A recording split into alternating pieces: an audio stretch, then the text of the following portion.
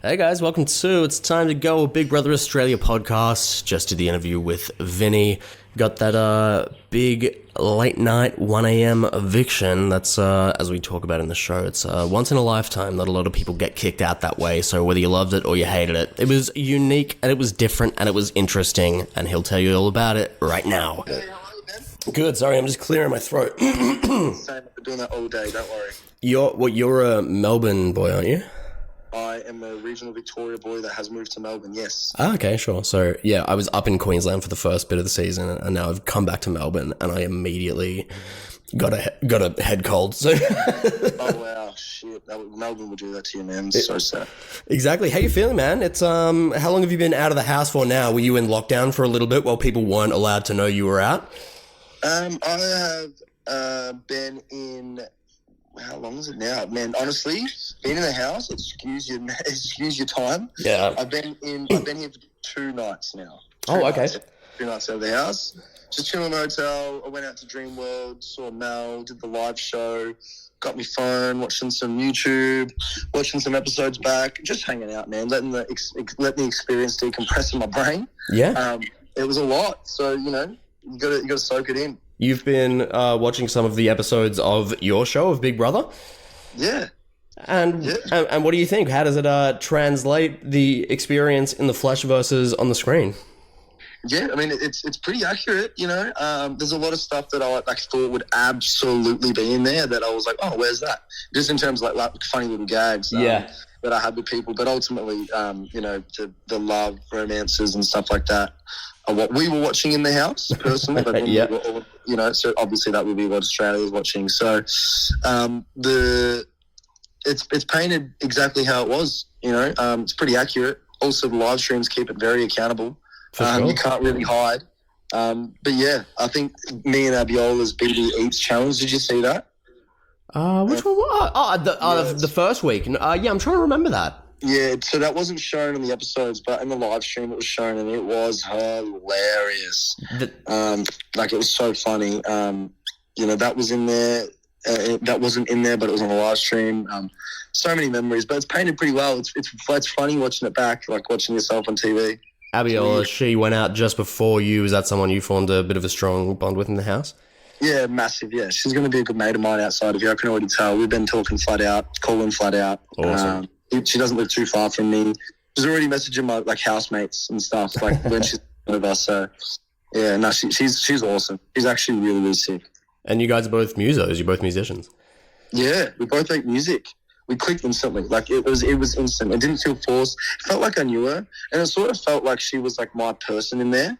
I could just go to her and be like, "Oh, Abs, fuck, this person's pissing me off," or this has happened. And she'd just hold space for me, and I knew what I'd said to her only stayed with me. Yeah.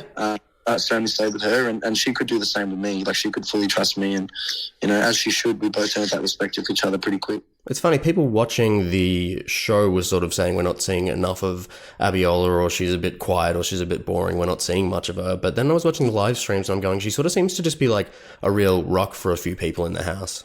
Yeah, no, absolutely. So she slept a bit, she slept in a bit, but ultimately I think she had massive moments in the house, but she didn't sleep as much as it was portrayed. But, gotcha. Yeah. But that's the nature of it all. But when you sleep in the morning, and people are having a lot of tissues in the morning because they're hungry, and all of the dramas around it, you're probably going to get missed a little bit. So yeah. But yeah, she created heaps of energy. She was a lot of people's rocks. She was so funny, man. I'm going to tell you a secret.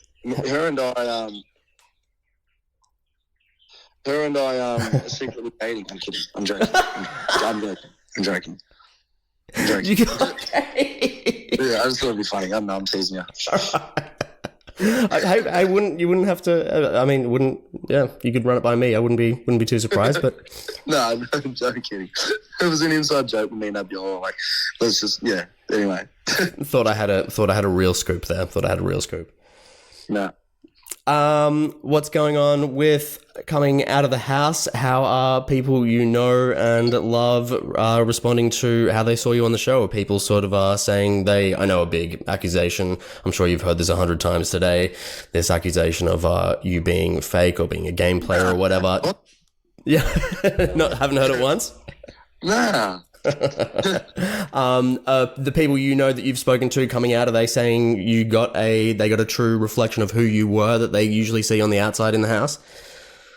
I mean, I've reiterated this to my fam, myself, and the other media stuff I spoke to today. But I would rather listen to the opinions of 21 years, people I've known for 21 years, than 3 weeks. Yes. Yes. Ultimately, these people in the house don't know me. They have to look at everything with a lens of a game, and it's pretty sad that being authentic and nice to some people can come across as fake. I think that's a real sad issue that actually is really prevalent in today's day and age. Sure. People that just have guards up for everything for no reason, and that's okay. That's not my issue. That's theirs to deal with. It's a reflection on them, not me, and that's their words. I don't own their words at all. I'm not a fake person. I know who I am, and ultimately my family do. My family, love me and I love them, and I've done them very, very proud. And my mum and dad watched every minute of the live stream, and they saw me. They didn't see another person. They saw their son, and I'm very proud that I can actually say that. Yeah. I spoke to Jane the other week, and I know she was the original one who that sort of accusation came from. And then it was Michael that I spoke to, who was the first evictee, who said he thought you were in with the best chance of winning the show. And he actually what was that? Polar opinions, eh? One's fake and should get out, and the other one still thought I could win. For sure, but what he said, I saw in a comment online somewhere the other day, was that he thought that Jane was the original one who had sort of planted that seed of doubt, and if she hadn't have been the one to have done that, things would have panned out very differently to you. Do you think that rings true? Spot on. Absolutely spot on. I don't think anyone had inklings or suspicions that I was fake but when the reason why people ran with it, I think, is because it genuinely did come from nowhere. I don't think you understand how weird and strange that goodbye message was. Everyone was actually quite shocked, and no one had really said anything before that about me being fake. People had maybe had issues with me giving life advice and stuff for my age. Okay. But no one had associated that with being fake. And then obviously the word fake gets used and there's a buzzword in the house. And if you get called a pizza, everyone's going to want to have a slice of that. So, it was easy for people to jump onto. And I think it made people question their interactions with me. And this is what I said to Lana last night in the episode on the TV, where I was like, look, I had the letter. Did you see that letter episode? We saw the letter, yeah.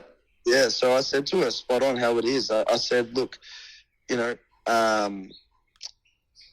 said, Lana, stop analysing people. It's draining. My relationship with you felt like a constant test that people couldn't pass, that you didn't let people pass. And I think that's exactly how I felt like with her.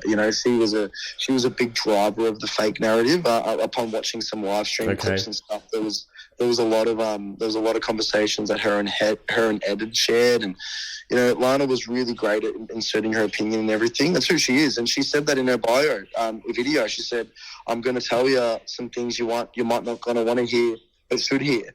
And that's her. So she ultimately was who she was. I don't agree with a lot of the stuff, how she went about stuff, but she drove a lot of that narrative with certain conversations she had with people. But it is what it is, I mean, I'd rather, Australia think I'm a genuine person, which is the feedback I'm receiving. It's really, really beautiful. I'm so overwhelmed. But then, the people I lived with for 3 weeks that ultimately had to think of a certain way to vote me out and, all this stuff, which I think I appeared as a threat to them. And that's okay. That's the game. It's Big Brother. That's the whole point of it. But it is what it is. You feel like any of the relationships you had in the house could be reconciled after what went down in the last few days in there, or you think that's beyond repair, or you're not that fussed? No, man, it's a game. It's a game. Maybe I'm too nice. I don't know. Maybe this is my reflection I should have now. Maybe I am too nice, but I probably wouldn't be besties with everyone in there. But we all went through this Big Brother experience together. It's a unique shared experience we've all shared, and ultimately you want to have some people that you can lean on to go, oh my God, how crazy was that? I'm overwhelmed right now. I've got my people that I'll do that with. Abiol was definitely one of them. And you know, I called Holly called me the other night and great, checking in on me to see if I was okay with everything, because she was a person in the house that was really dogpiled on, rightfully or wrongfully. Whether she brought that upon herself, that's up to her to, you know, be able to tell her story. But she was really kind. Abiol was awesome. You know, but yeah, there's some people in there I think everyone knows who I probably wouldn't be besties with, but that's okay. So, you know, that's fine. Yeah, I mean, you can't get put in a house with 12 other random people and expect to be best mates with every single one of them, especially when they're 67, ranging all the way down to 21. Exactly. What are you up to in the Gold Coast for the next couple of days? You've been having fun at Dreamworld, or what are you up to? Yeah, I had some fun at Dreamworld. I think I'm just going to hang out a little bit. I had my live show. You know, I had my live show the other night. That was really, really fun. Mel's a darling. Yes. You know, I think just hanging out for a little bit. Going to catch up on some episodes. Enjoy the sun, although I had a lot of sun in the house. Like bloody tan all day. Which I'm not complaining about, but totally. Yeah, just feel I'm actually heading out soon. I'm going back home, but yeah, just chilling, man, turning off my brain a little bit, letting it all soak in. Are you going to stay around for the finale, or are you heading back to Melbourne, or what are you doing? Yeah, I'm heading back. Oh, you're heading back? Okay, there you go. Yeah, I think everyone is heading back as well. So the people at the finale will just be the people at the finale. Yeah, I'll ask you about Colin and Bruce. I know you sort of had ups and downs with both of them in the house. Where are things at with Colin now? You guys sort of seemed like you were there for each other, but it's hard to always do that when it is a game. Are you guys all in good terms? Yeah, I mean, me and Colin are cool. I mean, I've watched a couple of episodes. I didn't think he'd vote for me that early. He voted for me for the money thing, which is fair. It's a good game, and you know, Colin. You know, Colin's an interesting person. What you see with him is what you get. Like, yes. If he's happy, you know he's happy. If he's sad, you know, like his dial of emotions turned up. It's a testament to him. He wears his heart on his sleeve. But yeah, we're good. No bad blood between me and him at all. He's really cool. We had a lot of memories together, and I got along with Bruce really, really well. Bruce was the only person in the house that actually never voted me.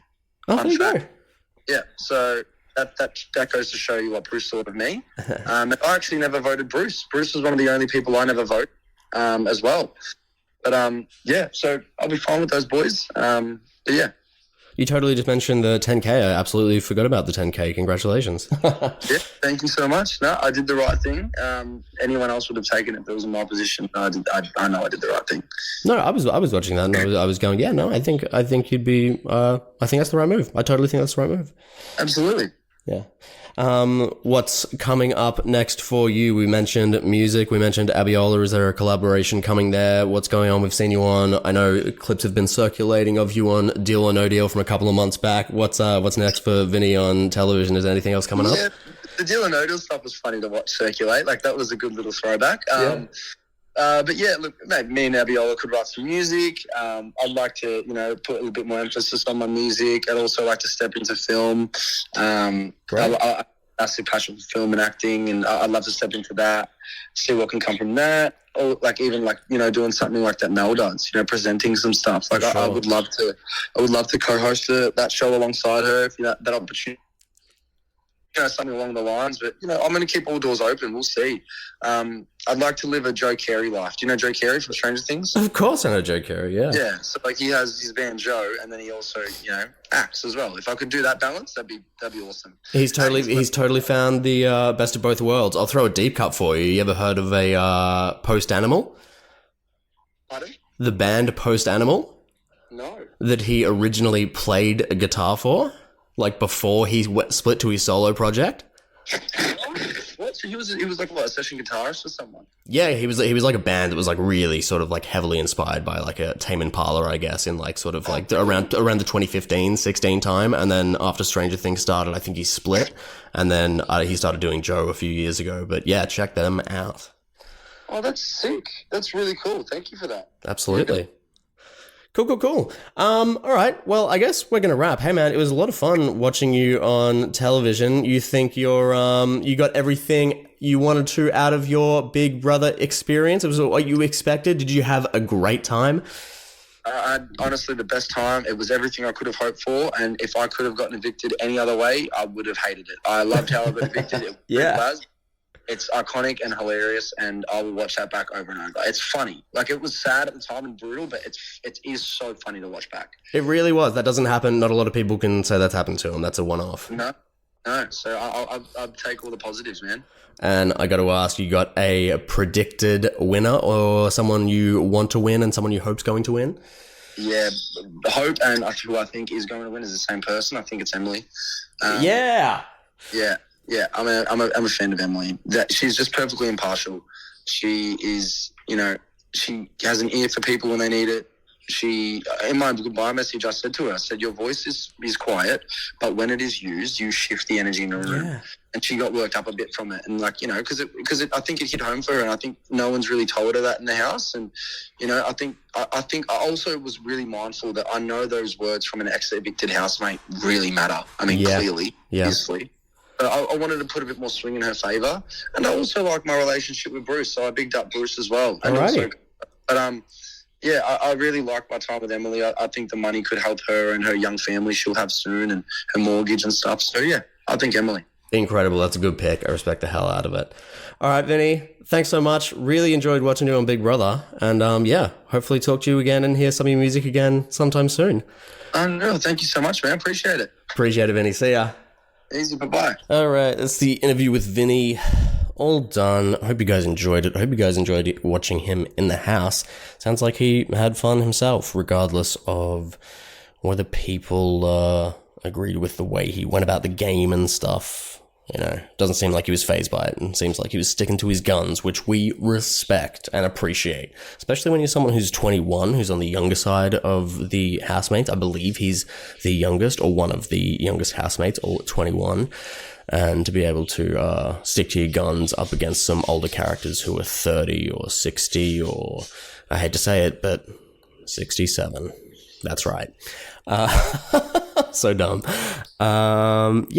What are you guys thinking of the show? Make sure to leave a review on the Apple Podcasts or the Spotify, wherever you're listening, and leave a 5 stars and say, this show is really, really good. I can't wait for it to return next year, hopefully, if Big Brother returns, which I'm pretty sure it's gonna. I'm pretty sure I got on good word that they're gonna do another one next year, just quietly. Make sure to tune into the next episode for the next evictee. Who will the next evictee be? Who's up? I can't even remember. They only did the nominations last night. It was Colin. It was Coco. There's like fucking... excuse me. I used to swear on this podcast all the time, and now I'm careful for some reason because there's people listening. I haven't voted. How's that? I haven't voted once in this show because, trying to remain unbiased and all that. I talked to Mel about that at the start, and she said she was going to do her best to remain an unbiased host, and I'm doing my best to remain an unbiased Big Brother pundit. You know what I'm saying? All right, I gotta go. Lots of love, guys. Peace.